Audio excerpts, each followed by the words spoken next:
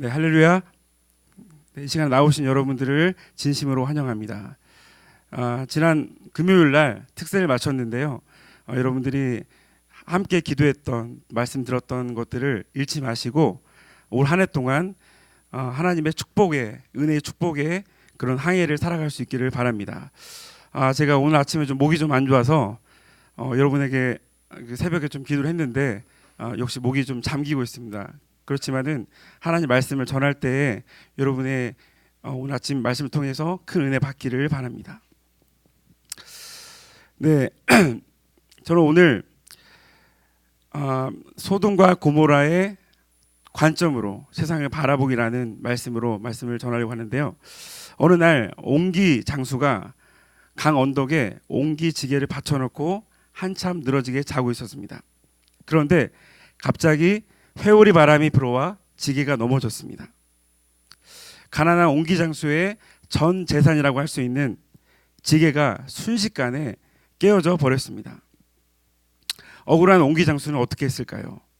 고을의 원님을 찾아가서 억울함을 호소했다고 합니다.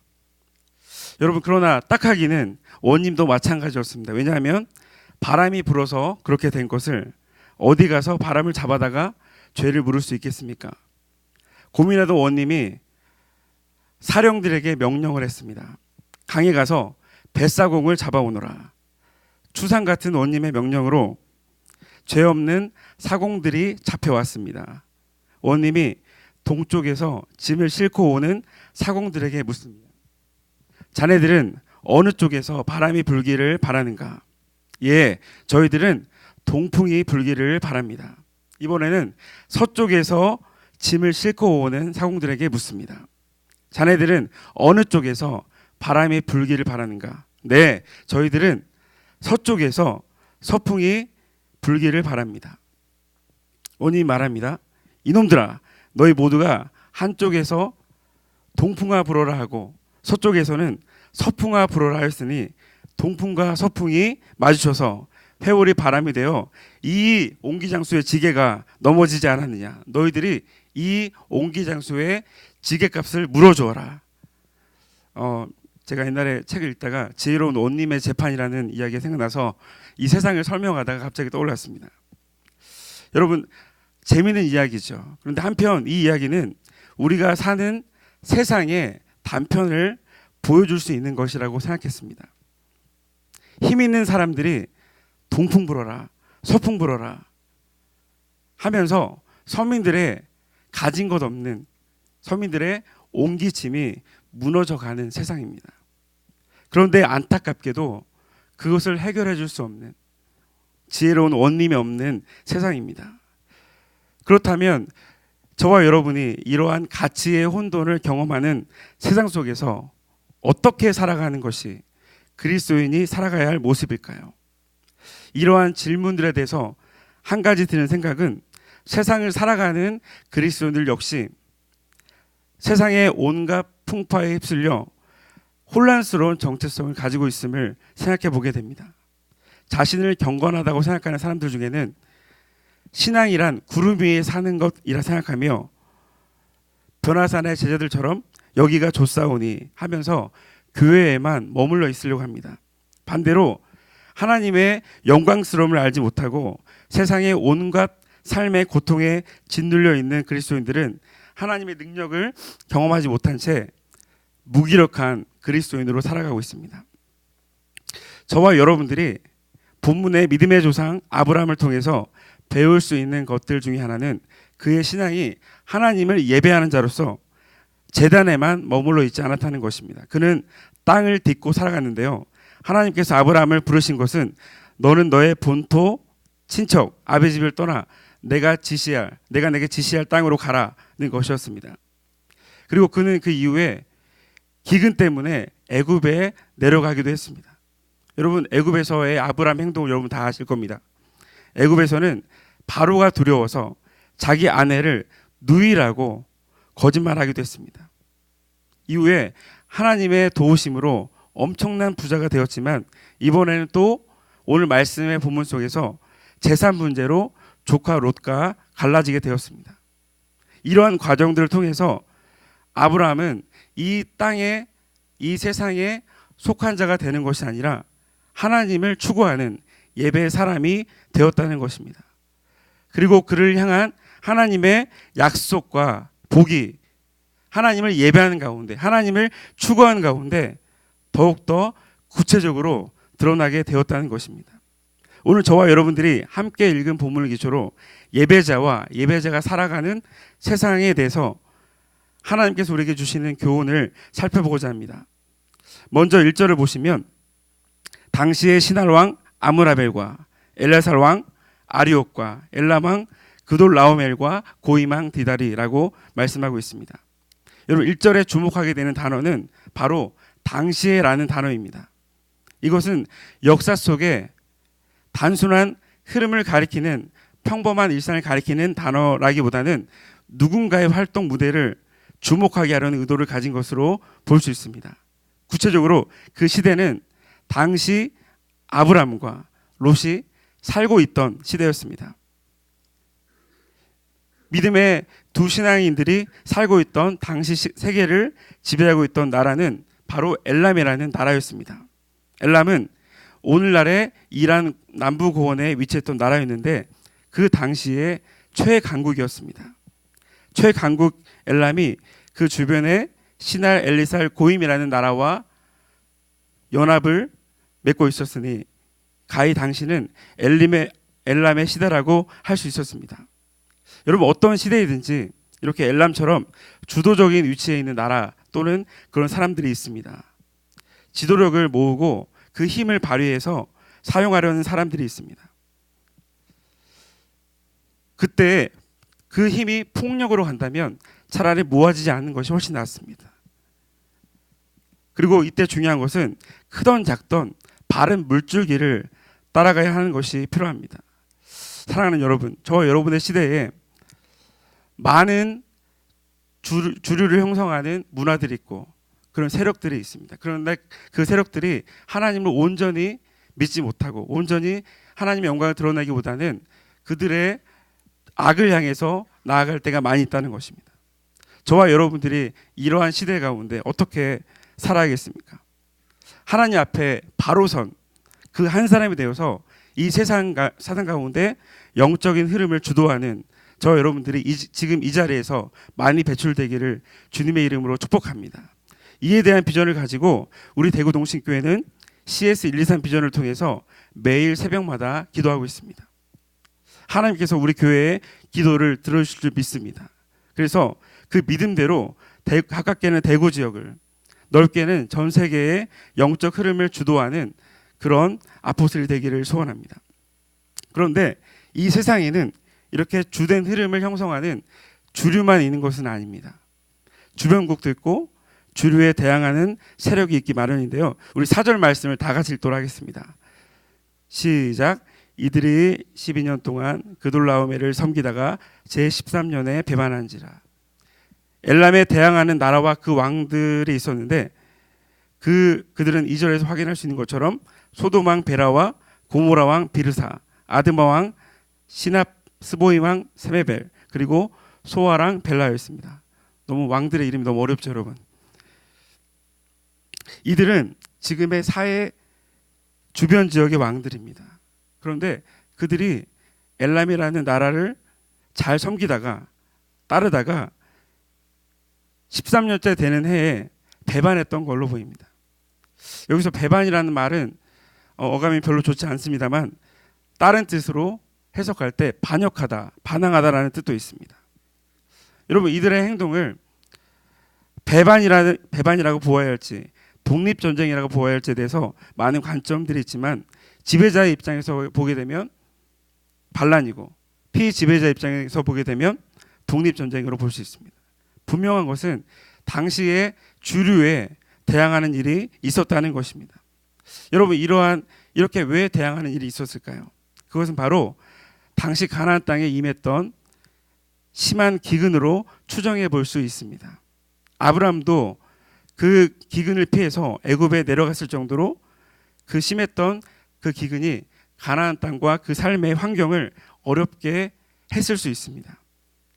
그러한 기근이 있음에도 불구하고 여느 해와 다름없이 할당된 과중한 조공을 엘람이 5 왕들에게 요구했을 것이고, 그것이 이러한 배반을 일으키는 하나의 도화선이 되었을 수 있습니다. 마침내 정치적인 자주권을 획득하기 위해서 5 왕이 들고 일어났습니다. 이때 그 여러 가지 배반의 세력들이 그 주류의 세력과 협상과 타협을 이루면은 좋은 것이지만, 그렇지 않게 될 때 갈등과 전쟁이 있을 수 있습니다. 8절에 9절에 보시면 결국 엘람을 중심으로 한 북쪽 지역의 4 왕과 그들에게 대항하는 남쪽 지역의 5 왕이 맞서 싸우는 전쟁이 벌어졌습니다. 가히 최초의 세계 대전이라고 불릴 수 있는 규모입니다. 여러분, 그때뿐만 아니라 오늘날에도 이러한 전쟁과 갈등은 계속해서 그치지 않고 있습니다. 현대의 세계에서 이념 전쟁이 끝났다고 하지만 아직도 지구의 여러 곳에서는 크고 작은 이념으로 인한 분쟁, 여러 가지 이익으로 인한 분쟁이 끊이지 않고 있습니다. 한 연구에 의하면 1480년도에서부터 1965년도 사이에 일어난 전쟁은 무려 308차례나 된다고 합니다. 이 전쟁에서 국제전은 152차례, 제국주의적 전쟁은 70여 차례, 시민전쟁은 86차례였고, 전쟁의 규모도 2개월간 지속된 전쟁은 에서부터 30년 전쟁, 7년 전쟁, 나폴레옹 전쟁, 그리고 제1차 세계대전과 같은 대규모 전까지 다양하였습니다. 여러분, 이러한 국가 간의 군사 경제적인 충돌 못지않게 우리의 삶 속에서도 수많은 문제들 사이에서 우리는 갈등 또는 충돌을 경험하고 있는데요. 제가 글을 읽다가 어떤 분이 이렇게 갈등과 힘든 세상, 갈등으로 점철되어서 힘든 세상을 이렇게 표현했는데요. 한번 읽어보겠습니다. 이른 새벽 한 젊은이가 전봇대에 구인 광고를 붙이며 바쁘게 지나갔다. 그리고 잠시 후에 길을 지나던 한 사내가 진지한 얼굴로 구인 광고 앞에 발을 멈췄다. 며칠 후에 시청에 임시 고용된 노인들이 물 젖은 솔로 광고지를 벗겨냈다. 그리고 깨끗해진 전봇대를 확인하러 시청 직원이 다녀갔다. 여러분, 처음에 이 이야기를 들을 때 우리가 살아가는 세상을 표현하는 방식에 있어서 이것이 우리가 무슨 차이가 있지라고 생각해 보게 되었습니다. 그런데 잘 생각해 보니까 종이 한 장이 수많은 스토리를 만들어내고 있습니다. 사실 종이 한 장에 여기에 제가 언급한 4명의 사람들은 엄숙한 삶을 살아가면서 힘겹게 매달리고 있는 사람들과 같습니다. 여러분, 한 장의 종이가 예사롭지 않은 세상, 지금 저와 여러분들은 얼마나 이러한 무거운 세상을, 버거운 세상을 살아가고 있는가. 종이를 붙이는 사람과 그것을 떼는 사람, 종이를 바라보는 사람과 종이 떼는 것을 감독하는 사람이 마치 숨바꼭질하듯이 살아가고 있습니다. 여러분, 더욱 큰 문제는 저 여러분들이 삶의 어려운 부분을 만날 때, 문제 가운데 갈등과 혼란을 경험할 때 저와 여러분들은 어떻게 대처하고 있는가라는 질문입니다. 제가 여러 가지 상담을 하다 보면 대부분의 경우 이러한 문제들 앞에서 여러분의 태도와 마음이 꺾여져서 각종 정신적인 문제들을 경험하고 있는 것들을 종종 보게 됩니다. 그러나 저와 여러분들은 그리스도인으로서 전능하신 하나님 말씀 앞에 지혜를 얻고 때로 기도도 하면서 이러한 문제들을 이겨내야 한다는 것입니다. 또 더욱이 양상에 따라서 어떤 문제들에 대해서는 하부에 있는 영적인 세력들과 그때 나타나는 갈등들을 파악하고 성경으로 대처해야 할 때도 있습니다. 여러분, 이것이 우리가 종합적으로 겪고 있는 현대인들이 살아가고 있는 세상의 모습입니다. 다시 본문으로 돌아와서 여러분, 아브람 시대에 일어났던 전쟁의 결과는 무엇입니까? 10절과 11절을 우리 다 함께 읽어보겠습니다. 좀 시작. 시딤 골짜기에는 역청 구덩이가 많은지라 소돔 왕과 고모라 왕이 달아날 때에 그들이 거기 빠지고 그 나머지는 산으로 도망하며 내 왕이 소돔과 고모라의 모든 재물과 양식을 빼앗아가고. 여러분, 싸움은 기대했던 것보다 싱겁게 끝났습니다. 전쟁의 결과는 그돌라오메를 중심으로 한 연합군의 승리였습니다. 수비를 하던 가나안 지역의 5 왕이 패배했는데요. 여러분, 중요한 것은 가나안 지역들의 왕들이 자신의 홈그라운드에서 패배했다는 것입니다. 그 결과로 가나안 북쪽의 4 왕은 소돔과 고모라에 있는 재물과 양식을 모두 빼앗아갔습니다. 저는 전쟁의 장소가 되었던 시딤 골짜기를 주목해 보게 되는데요. 여러분, 남부 가나안 동맹군이 전쟁의 장소로 시딤 골짜기를 택한 까닭은 아까 제가 말씀했던 것처럼 홈그라운드에서 지형 지물을 이용하기 위해서였을 것입니다. 여러분, 역청구덩이가 무엇이냐면 우리가 까는 아스팔트의 재료가 되는 것으로서 제가 과학에 좀 약해서 그 연관성을 잘 모르겠지만 아마 그 유리한 지형 속에서 그들이 승리를 기대했던 그런 요인으로 볼 수 있을 것 같습니다. 그런데 그 결과는 자신들의 참패로 끝나게 되었던 것입니다. 저는 여러 가지 기사들을 검색하면서 미국 메이저리그의 야구 선수 중에 피트 로스라는 사람을 발견하게 되었는데, 그는 1963년부터 86년까지 활약하면서 4,256개라는 메이저리그상 가장 많은 안타를 쳤습니다. 여러분, 많이 안 놀라시는데요. 저도 많이 야구를 잘 몰라서 놀라지 못했는데, 그런데 이 제가 14,053번이나 타석에 나갔고 그 결과로 4,256개 안타를 쳤는데, 제가 주목하게 되는 것은 그가 무려 10,000번 가까이 실패했다는 것입니다. 그는 이러한 많은 실패의 경험들을 통해서 최고의 안타를 기록한 타자가 되었습니다. 저는 여러분들이 겪는 실패에 대해서 어떻게 바라봐야 될까? 우리는 세상 속에서 지금도 실패 가운데 많이 험난하고 힘겨울 때가 많이 있다는 것입니다. 여러분들이 10,000번이라는 이런 실패처럼 저희들이 실패를 밥 먹듯이 경험할 때도 경험하고 있는지도 모르겠습니다. 그러나 중요한 것은 성공보다 실패가 많은 것이 우리의 인생이지만 성공과 실패가 또한 뒤섞여 있는 것도 우리의 삶이라는 것입니다. 이 땅에서 저와 여러분들 가운데 영원한 성공도 없고 영원한 실패도 없습니다. 아무리 실패에 심각성을 두고 있는 사람들도 주님 안에 있으면 그 실패로 인해서 낙심할 필요가 없습니다. 인생에 마치 패자 부활전이 있는 것처럼 우리 역사를 주관하시는 하나님 앞에 여러분들이 의지하고 그를 의뢰하고 그와 가까이 있다면 이 세상의 문제는 작게 보이고 우리의 힘이 아니라 하나님의 능력으로 인해서 우리가 궁극적인 승리를 맛볼 것이기 때문입니다.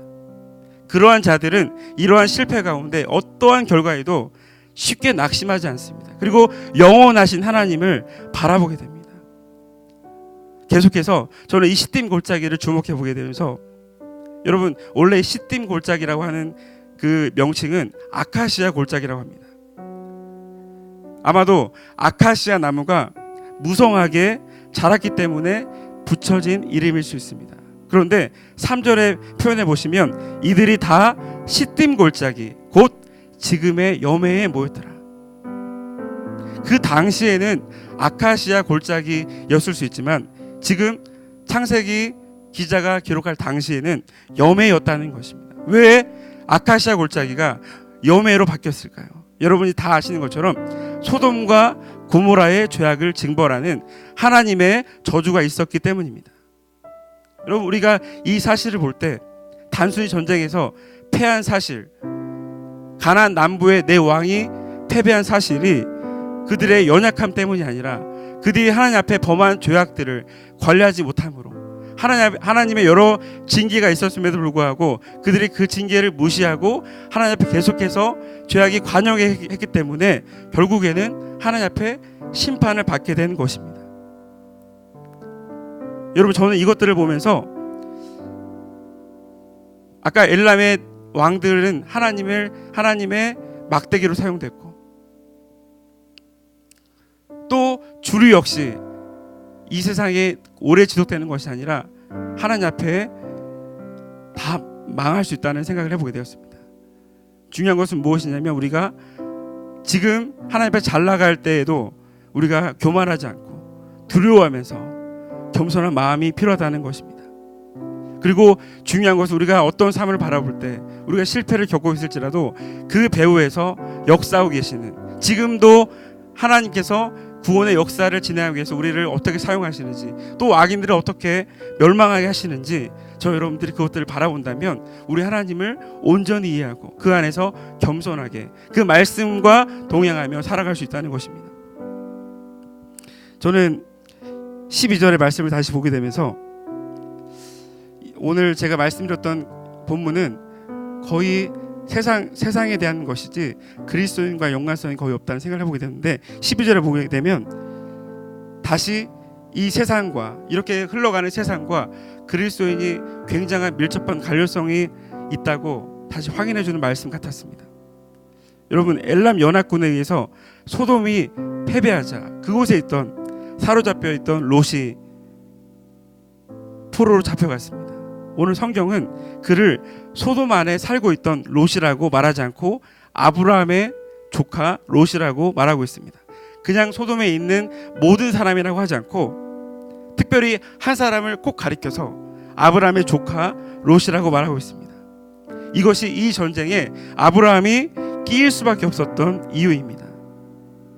저는 오늘 본문을 깊이 묵상해 보다가 저는 14장에 롯이 살아갔던 세상과 다른 곳을 살아갔던 아브라함의 모습을 생각해 보면서 오늘 말씀의 결론을 맺으려고 하는데, 롯이 아브라함을 떠난 후에 아브라함에게는 처음 하나님의 부르심을 받던 때와 비슷한 일이 일어납니다.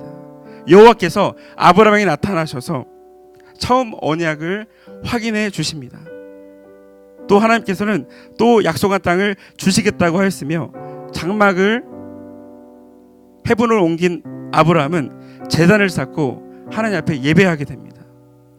롯은 여호와의 동산처럼 보이는 요단 동편으로 이동했지만 참된 여호와의 동산은 물이 넉넉한 곳이 아니라 말씀을 듣고 예배할 수 있는 곳임을 여러분 믿으시기 바랍니다. 롯의 선택으로 볼 때 아브라함이 차지한 그 땅은 가시적으로 볼 때 그리 비옥하지 않았을 수 있습니다. 그러나 롯이 선택한 비옥한 땅은 그러한 비옥한 땅이었기 때문에 주변 강대국들이 탐내는 땅이었고, 늘 전쟁이 끊임이 없어서 안식할 수 없었던 곳이기도 했습니다. 여러분, 중요한 것은 아브라함이 살았던 땅도 이 세상에 흘러가는 곳과 크게 다르지 않았습니다. 그럼에도 아브라함이 주신 땅은 하나님께 약속하신 땅이었고, 하나님 앞에 예배와 기도로 나아갈 수 있던 땅이었습니다. 그리고 하나님이 주시는 분복을 누릴 수 있는 땅이었습니다. 여러분, 약속의 땅은 어떤 것인가? 모든 것이 갖춰진 땅이 아니라 역설적이게도 부족과 결핍과 분쟁과 같은 문제 속에서 성도들이 하나님을 온전히 바라볼 수 있고, 성도들이 하나님 앞에 기도할 수 있고, 그 하나님이 어떠한 분이신가를 진정으로 깨달아 알게 되는 그런 땅입니다. 우리는 되게 신앙생활 하다 보면 하나님께 주시는 풍요로움 때문에 주시는 하나님을 계속해서 바라보지 못하고 하나님 주신 은혜를 우리가 바라볼 때가 있습니다. 여러분, 그러나 하나님은 오늘도 우리에게 하나님만을 바라보기를 원하시면서 지금도 우리가 예배와 기도로 나아가면서 그 하나님을 의지하기를 원하십니다. 그리고 이 세상의 실패를 맛보는 것이 아니라 하나님 앞에 늘 승리하기를 원하시는 것이 우리 하나님의 뜻인 줄 믿으시기 바랍니다. 오늘 여러분이 경험하고 있는 세상은 어떤 세상입니까? 주변 뉴스를 바라보게 되면 수많은 전쟁의 그런 소용돌이 속에서, 지금도 갈등의 혼란 속에서 또 저와 여러분들이 경험하고 있는 회사 가운데, 학교 가운데 늘 충돌이 끊이지 않고 있습니다. 그러한 때에 저와 여러분들이 오늘 이 말씀의 본문을 통해서 주시는 교훈을 통해서 하나님 우리를 어떻게 인도하시는지, 어떻게 약속의 땅에 살아갈 수 있는지를 발견하면서 힘차게 나아갈 수 있는 저와 여러분 되시기를 주님의 이름으로 축원합니다. 자, 기도하겠습니다. 지금 함께 기도할 때 오늘 말씀처럼 아브라함이 살아갔던 땅, 하나님께 예배하며 이 세상의 어떠한 강대국들의 위협 가운데도 흔들리지 않고, 또 여러 가지 부족과 또 전쟁의 위협에서 흔들리지 않고 그 가운데 하나님을 온전히 예배하며 하나님의 약속을 재확인하며 하나님만이 분복임을 확신하며 의지할 수 있는 저와 여러분들의 삶이 오늘 그 아브라함같이 삶이 되게 달라고 이 시간 함께 기도하겠습니다. 하나님 아버지의 은혜를